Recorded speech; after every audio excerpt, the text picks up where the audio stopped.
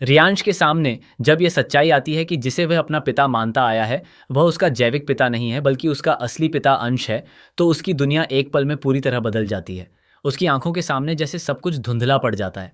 उसे समझ ही नहीं आता कि वह अब तक जिस पहचान के सहारे जी रहा था वह असल में एक झूठ पर टिकी हुई थी या फिर किसी अधूरे सच की परतों में छिपी हुई कहानी थी। वह बार बार खुद से सवाल करता है कि आखिर इतने सालों तक उसे यह बात क्यों छिपाई गई। तुलसी के शब्द उसके कानों में गूंजते रहते हैं कि वह उसकी दादी है और अंश ही उसका असली पिता है। रियांश को यह सब किसी बुरे सपने जैसा लगता है जिससे वह जागना चाहता है लेकिन जाग नहीं पा रहा होता। उसके भीतर गुस्सा, दर्द और धोखे की भावना एक साथ उभर आती है। वह उसी पल तुलसी को गलत ठहराने लगता है क्योंकि उसके लिए यह स्वीकार करना आसान नहीं होता कि उसके अपने परिवार ने उससे इतना बड़ा सच छिपाया। निधि इस पूरे सच से सबसे ज्यादा टूट जाती है। उसके चेहरे पर डर और भ्रम साफ नजर आता है। उसे समझ नहीं आता कि वह किसे सच माने और किसे झूठ। उसका अतीत पहले ही धुंधला है और अब यह नया सच उसके दिमाग को और ज्यादा उलझा देता है। वह बार बार यही सोचती रहती है कि क्या वह सच में रियांश के साथ किसी रिश्ते में थी या उसका जीवन भी किसी और के इशारों पर चलता रहा है। तुलसी, जो हमेशा अपने परिवार को जोड़कर रखने की कोशिश करती आई है, इस बार खुद एक ऐसे मोड़ पर खड़ी है जहां उसे सच और रिश्तों के बीच चुनाव करना पड़ रहा है। वह जानती है कि यह सच रियांश को तोड़ देगा, लेकिन उसे यह भी समझ है कि झूठ के सहारे कोई रिश्ता लंबे समय तक नहीं टिक सकता। उसका दिल भारी है, लेकिन उसकी आंखों में सच्चाई का भरोसा भी उतना ही मजबूत है। कर्ण इस पूरे घटनाक्रम में खुद को सबसे ज्यादा दोषी महसूस करता है। उसे लगता है कि अगर उसने पहले ही सच बता दिया होता तो शायद हालात इतने बिगड़ते नहीं। वह चुपचाप हर किसी की प्रतिक्रिया देख रहा होता है और अंदर ही अंदर टूट रहा होता है। उसके चेहरे पर अपराध बोध साफ झलकता है। रियांश इस सच को स्वीकार करने की कोशिश करता है, लेकिन हर बार असफल हो जाता है। उसे अपने बचपन की यादें, अपने पिता के साथ बिताए पल और अपने परिवार की हर छोटी बड़ी बात याद आती है, और हर याद अब उसे सवालों के घेरे में डाल देती है। वह गुस्से में तुलसी से जवाब मांगता है कि इतने सालों तक उसे ये क्यों नहीं बताया गया। तुलसी शांत स्वर में उसे समझाने की कोशिश करती है कि यह सच छिपाना उसकी मजबूरी नहीं बल्कि एक परिस्थितियों का दबाव था। लेकिन रियांश उस वक्त कुछ भी सुनने के लिए तैयार नहीं होता।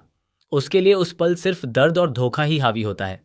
निधि धीरे धीरे खुद को समझाने की कोशिश करती है कि शायद उसका अतीत किसी बड़े राज से जुड़ा है, लेकिन जैसे जैसे बातें सामने आती हैं उसकी स्थिति और उलझती जाती है।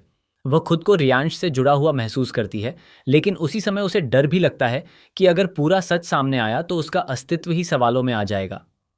तुलसी रियांश को समझाने के लिए अंश की तस्वीर दिखाती है।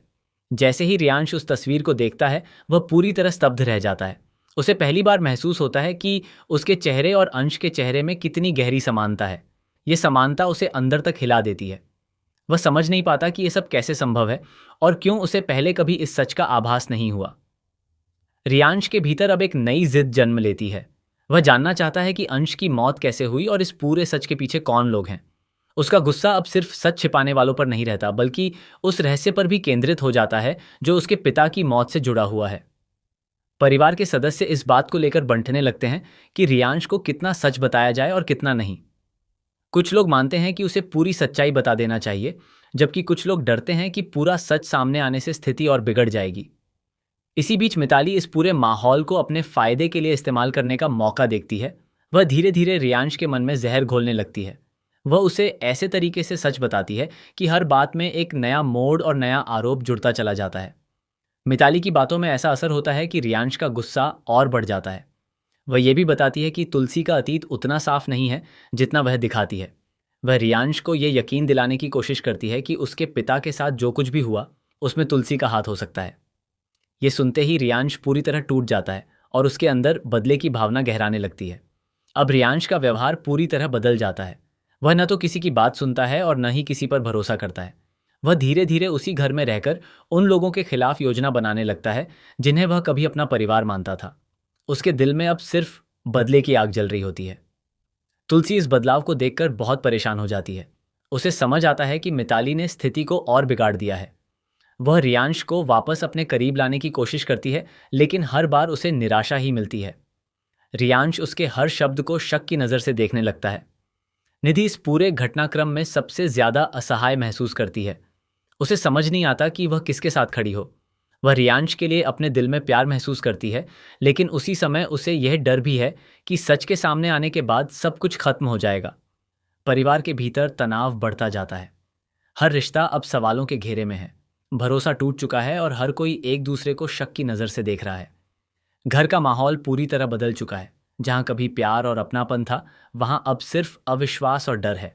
रियांश अब धीरे धीरे अपने पिता की मौत की सच्चाई की ओर बढ़ता है। वह हर छोटे सुराग को जोड़ने की कोशिश करता है। उसके अंदर यह भावना और मजबूत हो जाती है कि उसे हर हाल में यह जानना है कि उसके पिता के साथ आखिर हुआ क्या था।